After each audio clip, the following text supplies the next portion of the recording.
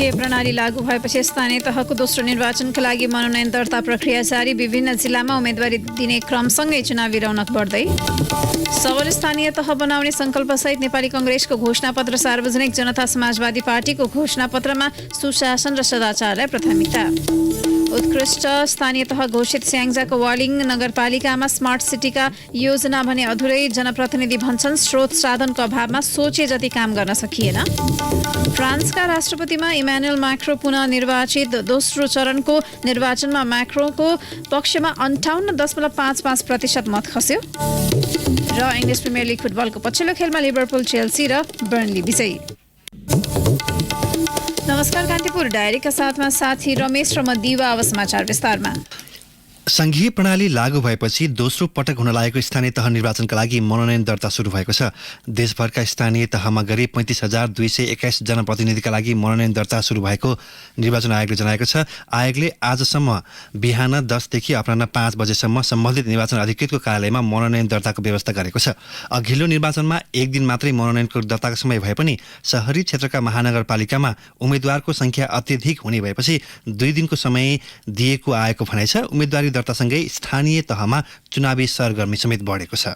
मुख्य दलहरू मनोनयन दर्ताको पहिलो दिन अबेरसम्म उम्मेद्वारको चयनको कसरतमा जुटिरहेका बेला आइतबार धेरैजसो जिल्लामा स्वतन्त्र र साना दलका नेताहरू सुरुमै मनोनयन दर्ता गर्न निर्वाचन अधिकृतको कार्यालयमा पुगेको विवरणहरू प्राप्त भएका छन्। काठमाडौँ उपत्यका सहित विभिन्न जिल्लामा उल्लेख्य मात्रामा स्वतन्त्र उम्मेदवारी परेको देखिएको छ। स्वतन्त्र उम्मेदवारी दिने मध्येका एक हुन् राजन कोइराला। काठमाडौँको नागार्जुन नगरपालिकामा मेयर पदका लागि उम्मेदवारी दिएका कोइरालाले सञ्चारकर्मीलाई प्रतिक्रिया दिँदै भने, पहिलोचोटि म घरमा नै भत्ता पुर्याउन जान्छु भन्ने मैले आफ्नो अवधारणा पनि ल्याएको छु। बालबालिकाको लागि गुणस्तरीय व्यवहारिक शिक्षा, युवाहरूको लागि खेल मैदान लगायतका विभिन्न कुराहरू र सबभन्दा धेरै चाहिँ स्थानीय रोजगारी र उद्यमशीलता र उहाँलाई कसरी हामीले सपोर्ट गर्न सक्छौँ भोलिका दिनमा उहाँहरूको उद्यमशीलतामा राम्रो हुनु पर्यो भन्ने अवधारणा हो। त्यसै गरी बुढाबुढीहरूलाई हामीले अथवा जति हजुरबुवा हजुरआमा हुनुहुन्छ, बुवा आमा हुनुहुन्छ, उहाँहरूलाई एउटा स्वास्थ्य बिमाको कुराहरू हामीले गर्न सक्छौँ। मुलुकका 753 स्थानीय तहका जनप्रतिनिधि चयन गर्ने निर्वाचनमा भाग लिन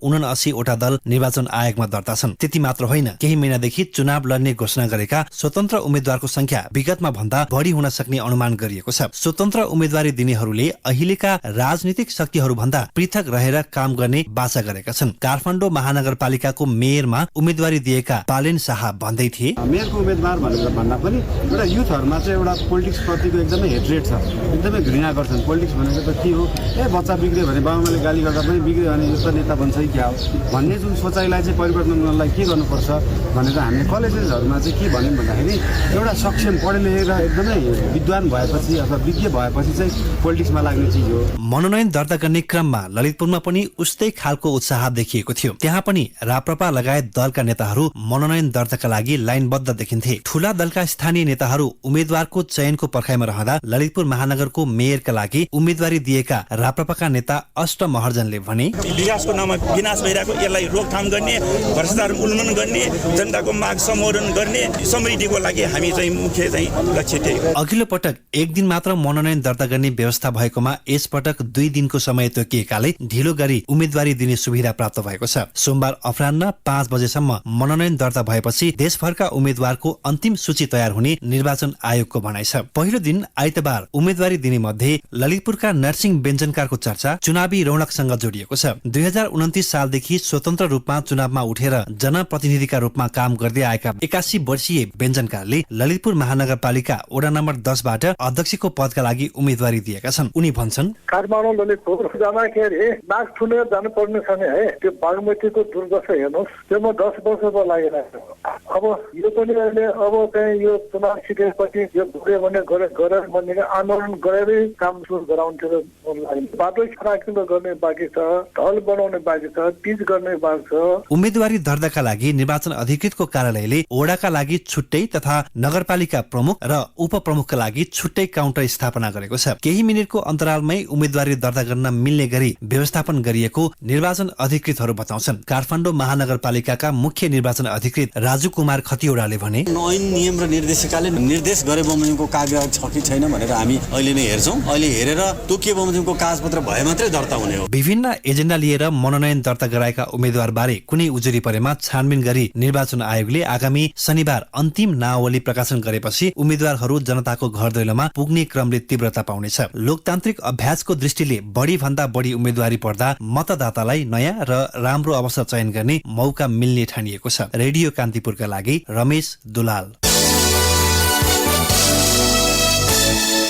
नेपाली कांग्रेसले आर्थिक उदारीकरण र पूर्वाधारका महत्वाकांक्षी आयोजनालाई भन्दा मजौला र स्थानीय सहभागितामा आधारित विकासलाई केन्द्रमा राखेर स्थानीय तहको निर्वाचनको घोषणापत्र हिजो सार्वजनिक गरेको छ। अघिल्ला निर्वाचनमा जस्तो आकर्षक नारा भरिएका कार्यक्रम र ठूल्ठूला सपना बोकेका आयोजनालाई कांग्रेसले यसपटक घोषणापत्रमा समावेश गरेको छैन। प्रत्येक गाउँ र टोलमा भ्यू टावर निर्माण गर्ने, मोनोरेल, फ्लाइओभर जस्ता स्थानीय तहको स्रोत र साधनले गर्न नसक्ने विकास आयोजनालाई प्राथमिकता दिने विगतका प्रचलनलाई यसपटक हटाइएको छ। कांग्रेसले समृद्धिको गन्तव्य ठूला पूर्वाधारको सपना देखाएर मात्रै सम्भव नहुने निष्कर्ष निकालेको छ। यसपटक कांग्रेसले अघि सारेको आर्थिक नीति र कार्यक्रममा 60 वर्ष अघि संस्थापक नेता बीपी कोइरालाले अघि बढाएको सामाजिक सुधार र विकास कार्यक्रमको प्रभावको झल्को दिन्छ।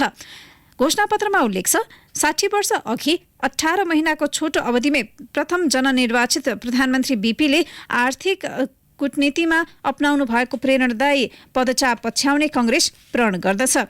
महामन्त्री गगन थापा नेतृत्वको समितिले तयार पारेको घोषणापत्र लोकतन्त्र दिवसको अवसर पारेर हिजो पार्टी केन्द्रीय कार्यालयमा सभापति समेत रहेका प्रधानमन्त्री शेरबहादुर देउबा सहितका पदाधिकारीले सार्वजनिक गर्नुभएको हो। देउबाले घोषणापत्रमा आधारित रहेर चुनावी प्रचार प्रसारमा लाग्न पार्टीका नेता कार्यकर्तालाई निर्देशन दिनुभएको छ। घोषणापत्रमा जनसहभागिता जोडिने साना विकास आयोजनालाई अघि बढाएर स्थानीय तहलाई आत्मनिर्भर बनाउन सकिने निष्कर्ष कांग्रेसले निकालेको छ। आर्थिक स्रोत र साधनको सीमिततामा रहेर स्थानीय तहले गर्न सक्ने पूर्वाधार, सामाजिक सेवा र सुरक्षाका कार्यक्रम उसले अघि सारेको छ। कांग्रेसले भनेको छ, समृद्ध नेपालको यो अवधारणामा व्यापक भौतिक विकास, ठूल्ठूला पूर्वाधारका संरचना, अग्ला भवन, भ्यू टावर, भीमकाय एयरपोर्ट र हिमालमा रेल चढाउने लगायतका सपनाको व्यापार गरिएको छ। यस्तो समृद्धिको आधार देशले धान्नै नसक्ने अत्यन्त खर्चिलो भौतिक विकास हो। यस्तो विकास जनताको शिरमा ऋणको भारी बोकाउँछ। प्राकृतिक स्रोतहरूको अवैज्ञानिक दोहन गरेर भावी पुस्तालाई समेत जोखिममा पार्ने गरी पर्यावरणीय सङ्कट निम्त्याउँछ। निश्चित स्थानमा जनसङ्ख्याको केन्द्रीकरण गर्दै लैजान्छ। शहरी र ग्रामीण, धनी र गरिब बीचको असमानताको खाडल अझ फराकिलो बनाएर द्वन्द्वको अवस्था सृजना गर्छ। समृद्धिको यस्तो भाष्यले भौतिक पूर्वाधारलाई विकासको मानक बनाउँछ, तर त्यस्तो विकासको प्राथमिकतामा समग्र मानव र नागरिकको उन्नतिका चाहना पर्दैनन्। कांग्रेसले कोखदेखि शोकसम्मको सामाजिक कार्यक्रम अघि सारेको छ। वैकल्पिक राजनीतिक पार्टीको दावी गर्दै आएको जनता समाजवादी पार्टीले स्थानीय तहको चुनावी घोषणापत्रमा खासै नयाँ आधार देखाउन सकेको छैन। अरू पार्टीका घोषणापत्रको तुलनामा कम खर्चिलो चुनावमा भने जोड दिएको छ। जसपाले काठमाडौँमा हिजो एक कार्यक्रम गरी स्थानीय तह निर्वाचनको घोषणापत्र सार्वजनिक गरेको हो। घोषणापत्रको पहिलो खण्डमा पार्टीको नीतिगत सिद्धान्तको व्याख्या गरिएको छ भने दोस्रो खण्डमा स्थानीय तहका योजना तथा कार्यक्रम समेटिएको छ। भौतिक पूर्वाधार विकास अन्तर्गत पालिका केन्द्र, ओडा जोड्ने लिङ्क रोड बनाउने, खानेपानीमा 2 समयसम्मको बिल निशुल्क गरिने, सिँचाइमा जोड दिने, शहरीकरण, आर्थिक करिडोर र भूपयोगका कार्यक्रम छन्। त्यस्तै जसपाले एक पालिका एक मोडल स्कुलको अवधारणा अघि सारेको छ। हरेक पालिकाको केन्द्रमा कम्तीमा विशेषज्ञ सेवा सहितको स्वास्थ्य संस्था खोलिने घोषणापत्रमा उल्लेख छ। जसपा नेता अशोक राईले संघ, प्रदेश र स्थानीय तहबीच सुमधुर सम्बन्धको विकास गर्दै जनअपेक्षा अनुसारको कामका लागि ध्यान दिनुपर्ने बताउनुभयो। विकास निर्माणसँग सम्बन्धित, सेवासँग सम्बन्धित क्रियाकलाप अगाडि बढाइरहँदाखेरि प्रदेश र संघसँग समन्वय गरेर जानेतर्फ पनि स्थानीय तहले चाहिँ त्यत्तिकै सिपालु भएर पहल कदमी लिएर भूमिका खेल्नुपर्छ भन्ने छ कि वास्तवमा संघ, प्रदेश र स्थानीय तहको आपसमा समन्वय हुन सकेन भने त्यो धेरै राम्रो ढङ्गले चाहिँ कार्य सम्पादन हुन नसक्ने अवस्था छ।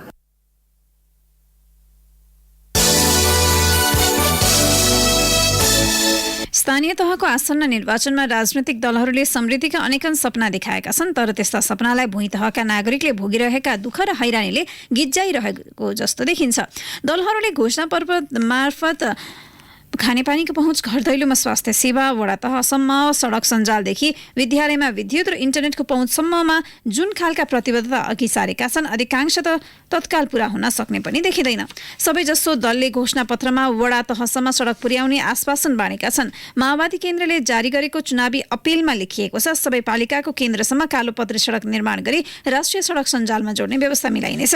कांग्रेसको घोषणापत्रमा भने सबै गाउँ नगरपालिका केन्द्रमा पक्की सडकको पहुँच पुर्याउने, सबै गाउँ नगरपालिका केन्द्रबाट वडा केन्द्रसम्म सडक पुर्याउने उल्लेख छ। एमाले घोषणापत्रमा प्रत्येक पालिका केन्द्रलाई पक्की सडकले जोड्ने, प्रत्येक वडा केन्द्रलाई सडक पूर्वाधार मार्फत पालिका केन्द्रसम्म जोड्ने, हरेक बस्तीमा उपयुक्त यातायात पूर्वाधारबाट नजिकको प्रशासनिक केन्द्र र बजारसम्म जोड्ने भनिएको छ। जनता समाजवादीले त एक कदम अगाडि बढेर लेखेको छ सबै पालिकामा बस पार्क बनाइनेछ। दलहरूले सडक सपना जति बाँडे पनि त्यसको धराताल दुःख लाग्दो छ। सडक विभागका अनुसार 753 गाउँपालिका मध्ये 221 मा अहिलेसम्म कालोपत्रे सडक पुगेको छैन। 21 पालिकामा ट्र्याक नै खुलेको छैन भने कतिपय पालिकाको केन्द्रसम्म जोड्ने सडक समेत छैन।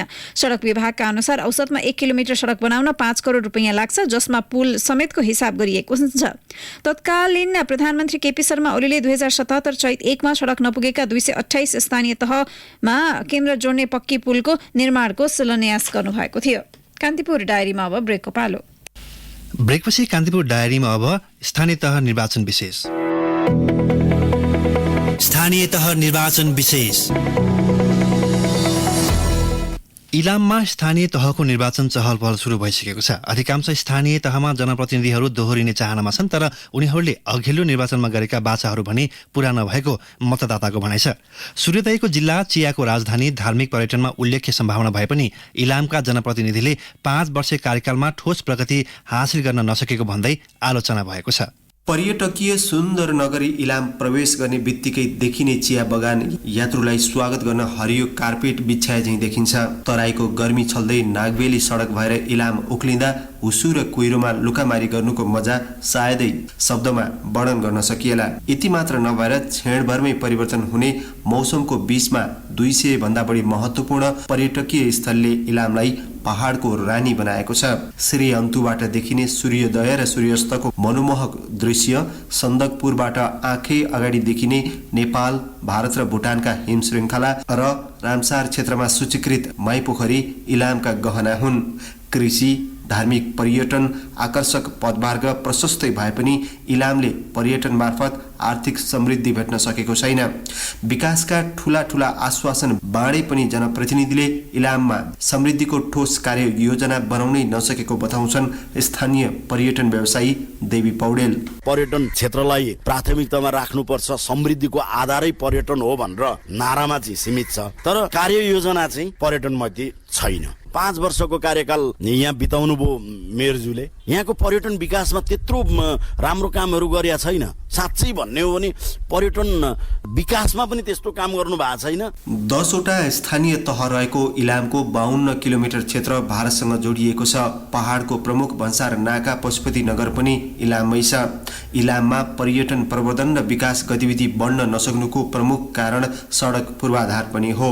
सडक पूर्वाधारको अभावसँगै पशुपति नगरमा भारतीय अध्यागमन नहुँदा तेस्रो मुलुकका नागरिकलाई दार्जिलिङ, गान्तोक, सिक्किमको बाटो भएर इलाम भित्र्याउन नसकिएको स्थानीयको भनाइ छ।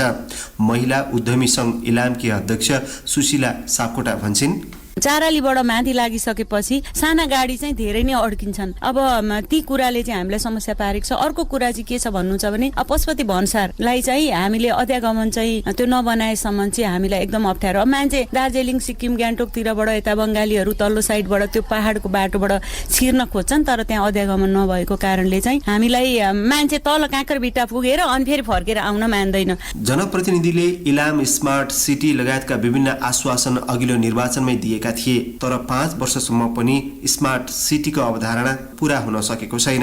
लोप उन्मुख वन्यजन्तुको वासस्थान नै मास्ने तथा जैविक विविधतामा ख्यालै नगरी जथाभावी सडक खन्ने कामलाई जनप्रतिनिधिले विकासको आधार बनाएको स्थानीय पत्रकार प्रकाश नेपालले बताए। पर्यटनको सम्भावना धेरै बोकेको छ र स्थानीय सरकारले पनि बाटो खन्ने मात्र नभएर पर्यटन क्षेत्रमा के गर्न सकिन्छ त्यसलाई चाहिँ मूलभूत एजेन्डा बनाएर अगाडि बढ्नुपर्ने अवस्था छ। उम्मेद्वारहरूले स्थानीय तहमा यतिखेर उस्तै खाले चुनावी आश्वासन बाँडिरहेका छन्। जसरी हुन्छ निर्वाचन जित्नै पर्ने, तर जनप्रतिनिधि भएर आएपछि ठोस कार्ययोजना बनाउन नसक्दा पनि अपेक्षित परिणाम हासिल हुन नसकेको महेन्द्र रत्न बहुमुखी क्याम्पस इलामका प्राध्यापक अरुण नेपालको तर्क छ। जिल्लाको विकासमा दलहरूले साझा अपनत्व महसुस गर्न नसक्दा पनि समस्या भएको नेपालले बताए।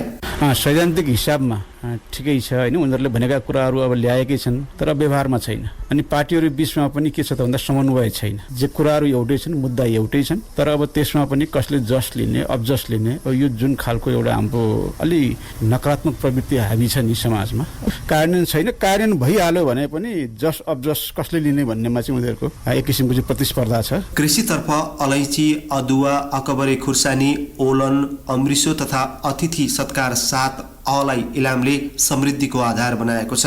तर यसका लागि ठोस कार्ययोजना बन्न नसक्दा अपेक्षित परिणाम इलामले प्राप्त गर्न सकेको छैन। लारुम्बा, सानो पाथीभरा, माईपोखरी, श्री अन्तु एकै स्थानमा बसेर 3 देशको हिमाल हेर्न सकिने सन्दकपुर डाँडा अझै पनि पर्यटकको पर्खाइमा छन्। जनप्रतिनिधिले पर्यटन प्रवर्धनलाई ध्यान दिने हो भने जिल्लामा विकास र समृद्धि टाढा नरहेको सरोकारवाला बताउँछन्। रेडियो कान्तिपुरका लागि विप्लव भट्टराईका साथमा अनिल परियार, इलाम। सत्ता गठबन्धनले केन्द्रमा 7 मापदण्डका आधारमा सिट बाँडफाँड गर्ने सहमति गरे पनि जिल्लामा समस्या कायमै छ। निर्वाचन आयोगले हिजो र आज गरी 2 दिन उम्मेद्वार मनोनयन दर्ताका लागि समय तोकेको छ, तर गए रातिसम्म गठबन्धन बीच सिट बाँडफाँड लिएर 66 भन्दा बढी जिल्लामा विवाद देखिएको छ। करिब 1 दर्जन जिल्लामा मात्र सेटमै तालमेल भएको गठबन्धनले जनाएको छ। केन्द्रबाट 6 महानगर र 11 उपमहानगरमा सिट बाँडफाँड टुङ्गिए पनि गठबन्धन भित्रैबाट बागी उम्मेदवारी परेको छ। सिट बाँडफाँडमा जिल्लाहरूमा उपेक्षा गरिएको भन्दै एकीकृत समाजवादी र जनता समाजवादीका शीर्ष नेताले असन्तुष्टि जनाएका छन्। कतिपय जिल्लामा एकीकृत समाजवादी र जनता समाजवादी गठबन्धनबाट अलग भएर उम्मेद्वार घोषणा गरेका छन्। कतिपयमा गठबन्धनका उम्मेद्वारप्रति असन्तुष्टि जनाउँदै कांग्रेसबाट बागी उम्मेदवारी परेका छन्। गए रातिसम्म गठबन्धन बीच दर्जन जिल्लामा मात्रै सिट बाँडफाँडमा सहमति जुटेको छ। भक्तपुर, काभ्रे, धादिङ, दोलखा, नुवाकोट, हेटौँडा र सिन्धुलीमा कांग्रेस, माओवादी र एकीकृत समाजवादी बीच तालमेल भएको छ भने ललितपुर महानगरपालिकामा कांग्रेस र माओवादी बीच तालमेल भएको छ। पाल्पा, हुम्ला र दार्चुलामा पनि भागभण्डा टुङ्गिएको छ। कान्तिपुर डायरीमा अब कान्तिपुर सविस्तारको पालो। कान्तिपुर सविस्तार। देशैभरका राम्रो काम गर्ने स्थानीय तहमध्ये वालिङ नगरपालिकाको चर्चा हुन्छ। फोहोर मैला व्यवस्थापनमा उदाहरणीय काम गरेको वालिङमा स्मार्ट सिटीका योजना भने अधुरै छन्। साँघुरा सडकका कारण दुर्घटनामा परि ज्यान गुमाउनेको संख्या पनि बढ्दछ। बजेट अभावको कारण देखाउँदै नगरपालिकाले दुर्घटना शून्य बनाउने, राजमार्गलाई फराकिलो बनाउने योजना अगाडि बढाउन सकेको छैन। स्याङ्जाको वालिङ नगरपालिका गण्डकी प्रदेशको 1 नम्बर र देशभरका 10 नम्बर मध्येको एक उत्कृष्ट नगरपालिका बनेको छ। गण्डकीको एकमात्र महानगरपालिका पोखरा लेखनाथ सहित 26 नगरपालिका मध्ये वालिङ 2 पटक उत्कृष्ट नगर घोषित भइसकेको छ। वालिङ नगरपालिकाले नगरको योजना तथा कार्यान्वयन, आर्थिक आय स्रोत, सेवाग्राहीका लागि प्रभावकारी सेवा प्रदान, नगरभित्रका 14 वटा वडामा सूचना प्रविधि मार्फत सेवा प्रवाह, फोहोर मैला उचित व्यवस्थापन लगायतमा उपलब्धि हासिल गरेको बताइन्छ। तर कतिपय स्थानीय बासिन्दाले भने नगरपालिका भित्र चर्चा गरिए जस्तै विकासको प्रत्यक्ष अनुभूति नभएको बताएका छन्। वालिङका एक स्थानीय यम बहादुर गुरुङ भन्छन्, नगरपालिका स्मार्ट सिटीमा उन्मुख भइरहेको छ। विविध राष्ट्रिय इस्युहरू, इन्टरनेसनल इस्युहरूले गर्दाखेरि जसरी जान पर्ने हो त्यो गइरहेको कहीँ पनि छैन। र इङ्ग्लिसमा भन्छ एउटा वान्ट इज अनलिमिटेड, इच्छा कदापि कहिल्यै पनि पूर्ण हुँदैन, कन्टिन्यू हुन्छ। मलाई लाग्छ यो विकासको क्रममा छ। साविकको वालिङ, धनुवासे र पेखुबाखोर गाउँ विकास समिति मिलेर विक्रम सम्वत 2053 सालमा वालिङ नगरपालिका घोषणा गरिएको थियो। पर्यटकीय नगरी पोखरा र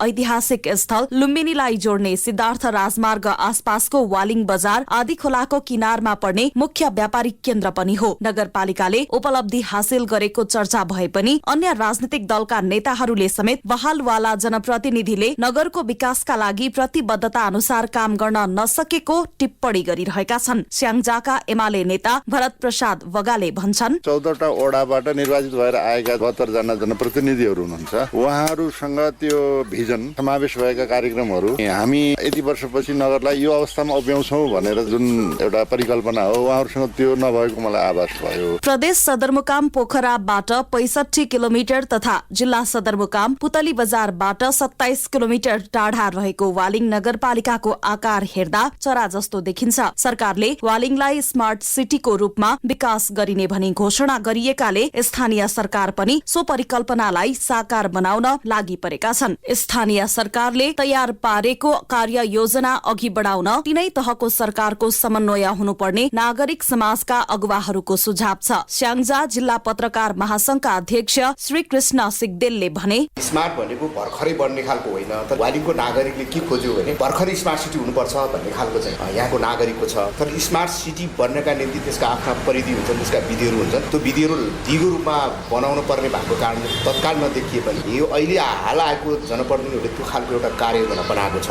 यो 5 वर्षमा जति बन्नु पर्थ्यो वालिङ नगरपालिका, तिनै तहको सरकार बीचको समन्वय नहुँदाखेरि यो नगरपालिका अवसर पाएर पनि गुमेको नगरपालिका हो भनेर मैले भन्न सक्छु। संघीय सरकारले प्रशस्त अधिकार नदिँदा तोकिएका काम पनि अधुरै रहेको नगरपालिकाको भनाइ छ। पर्याप्त पुँजी अभावका कारण नागरिकका असीमित आवश्यकताहरू तथा असीमित आयोजना पूरा गर्न नसकिएको नगर उपप्रमुख कल्पना तिवारीले बताइन्। विगत 5 वर्षमा भएका कामबारे बताउँदै उनले भनिन्, वालिङ नगरपालिकाका धेरै आयोजनाहरू चाहिँ सुरुवाती चरणमा छन्। जस्तै औद्योगिक ग्राममा हामीले सरसफाई केन्द्रमा चाहिँ यो दिशा जनैलो व्यवस्थापनको कुरा, यो नेपालकै मोडल छ। आदिखोला कोरिडोरको एक खालको चाहिँ सुरुवात गरेका छौँ। त्यसलाई पनि व्यवस्थापन गर्ने र सम्पन्न गर्ने कामहरू चाहिँ बाँकी नै छन्। यस्ता अनगिन्ती आयोजनाहरू छन् जो चाहिँ वालिङको गौरवको आयोजनाहरू हामीले सुरु गरेका छौँ। एउटा परिणाम दिन सक्ने अवस्थामा हामी पुगिसकेका छैनौँ। स्थानीय बासिन्दाका अनुसार फोहोर मैला व्यवस्थापनमा वालिङले मुलुककै नमुना काम गरेको छ। वालिङले प्रत्येक घरमा कुहिने र नकुहिने फोहोर छुट्याउनु पर्ने व्यवस्था गर्दै त्यसबाट आमदानी माध्यम समेत बनाएको छ। जनअपेक्षाका सबै काम पूरा गर्न नसकेपछि वालिङले प्राप्त गरेको सफलतालाई उदाहरणको रूपमा हेर्नुपर्ने कतिपय सरकारवालाको भनाइ छ। स्याङ्जाको वालिङबाट फर्किएपछि रेडियो कान्तिपुरका लागि दिवा भट्टराईका साथमा पूजनी श्रेष्ठ। कान्तिपुर सविस्तार। कान्तिपुर डायरीमा अब ब्रेकको पालो।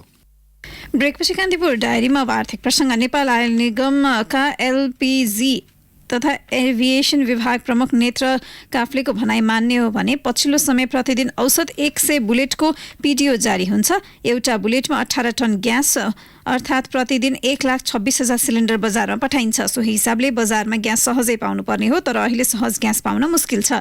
ग्यास पाउन सर्वसाधारणले एकसाथ कुर्नुपर्ने अवस्था आइलागेको छ। नेपाल एलपी ग्यास उद्योग संघले भारतीय आयल कर्पोरेसन आईओसी को पारादीप, हल्दिया र बरौनी मथुरा रिफाइनरीबाट ग्यास आयात गर्छ। ग्यास आयातका क्रममा सीमा नाकामा कुनै अवरोध छैन, तर पनि बजारमा 2 सातादेखि नै ग्यास अभाव छ। आखिर किन भयो ग्यास अभाव? मुख्य कारण ग्यासको मूल्य बढाउने सरकारको हल्लाले हो। अर्थमन्त्री जनार्दन शर्माले इन्धनको मूल्य पूर्ण रूपमा स्वचालित लागू गर्न वाणिज्य तथा आपूर्ति सचिवलाई निर्देशन दिनुभएको थियो। हाल ग्यासको मूल्य प्रति सिलिन्डर 1,600 रुपियाँ छ। पूर्ण स्वचालित मूल्य भए सिलिन्डरको प्रति सिलिन्डर मूल्य 2,500 रुपियाँसम्म पुग्छ। राष्ट्रिय उपभोक्ता मञ्चका अध्यक्ष प्रेमलाल महर्जनले भन्नुभयो, त्यही हल्लाले डिलरहरूले पनि ग्यास लुकाए। राज्यको विश्वास नभएर उपभोक्ता, डिलर र व्यवसायीले ग्यास लुकाएका छन्, तर सरकार रमिते भई बसेको छ। न मूल्य बढायो न त ग्यास अभाव नियन्त्रण नै गर्न सक्यो। त्यसको असर उपभोक्ताले शास्ति भोग्नु परेको छ। बजारमा ग्यास लुकाएको छिटफुट घटना जानकारीमा आएको वाणिज्य आपूर्ति तथा उपभोक्ता संरक्षण विभागका सूचना अधिकारी धनेश्वर पौडेलको भनाइ छ। ग्यास अभाव हुनुको अर्को कारण औद्योगिकको आन्दोलन पनि हो। बाह्य तथा आन्तरिक ढुवानी साधनको भाडामा डिजेलको मूल्य अनुपातमा घटबढ हुने गरी स्वचालित भाडा कायम गर्न माग गर्दै एलपी ग्यास उद्योग संघ र नेपाल पेट्रोलियम डिलर्स एसोसिएसन ढुवानी उद्योगी व्यवसायीले चैत 6 मा निगमबाट ग्यासको पीडीओ उठाएका थिएनन्। अब अन्तर्राष्ट्रिय प्रसङ्ग। फ्रान्सको राष्ट्रपतिमा इमानुएल म्याक्रो पुनः निर्वाचित हुनुभएको छ। आगामी 5 वर्षका लागि म्याक्रो सत्ता सम्हाल्नका निमित्त 58.55% मत प्राप्त गर्नुभयो। म्याक्रोका प्रतिद्वन्दी मरिन ले पेनले 41.45% मत प्राप्त गर्नुभयो। मतान्तर आशा गरेको भन्दा बढी भएको बीबीसीले उल्लेख गरेको छ। इङ्ग्लिस प्रिमियर लिग फुटबलको पछिल्लो खेलमा लिभरपुल, चेल्सी र बर्नली विजयी भएका छन्। लिभरपुलले एभर्टनमाथि 2-0 जित निकालेको हो। यसै गरी गए राति भएका अन्य खेलमा चेल्सीले वेस्ट ह्यामलाई 1-0 जित निकाल्न सफल भयो। बर्नलीले वुल्भरह्याम्पटनलाई 1-0 हरायो। ब्राइटन एन्ड होभ एल्बियनले साउथह्याम्पटनमासँग 2-2 को बराबरी गरेको छ। अब त्यसको साथै कान्तिपुर डायरीको बुलेटिन यही सकिन्छ। साथी रमेश र म दिवा बिदा माग्छौँ। नमस्कार।